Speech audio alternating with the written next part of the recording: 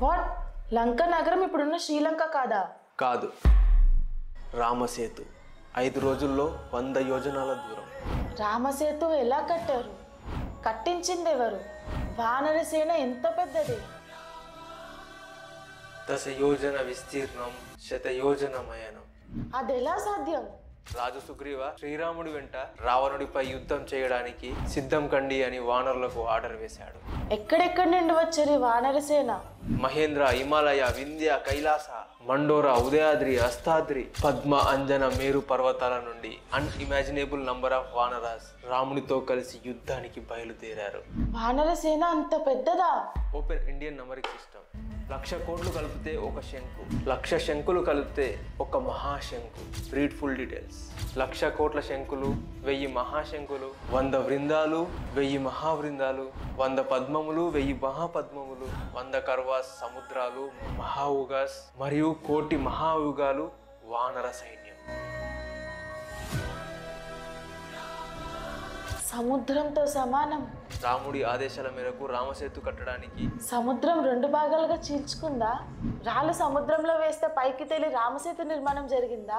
No, Ramasetu engineer marvellous constructed by Vanarasena with the help of Nala. Nala ఎవరు?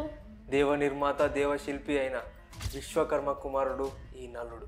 నలుడి ఆధ్వర్యంలో రామసేతు కట్టడం మొదలైంది. వానరులు కొండలని చీల్చి పెద్ద పెద్ద రాళ్ళని, చెట్లని మెకానిజం పద్ధతిలో తరలించారు.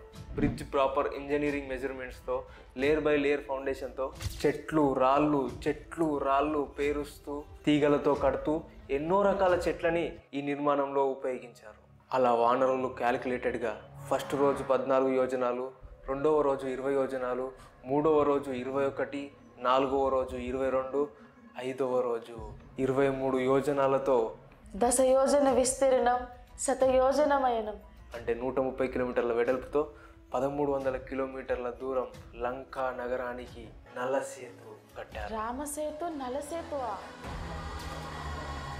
మరి శ్రీలంకనే లంకా నగరం అని, ఇప్పుడున్న బ్రిడ్జే రామసేతు అని అంటున్నారు.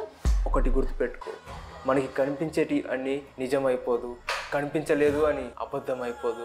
లంకా నగరం లేదని కాదు. రామాయణం మన కన్న తల్లి లాంటిది. నిన్ను ఎప్పుడు ధర్మం వైపే నడిపిస్తుంది. నాకు రామాయణం చెప్తావా?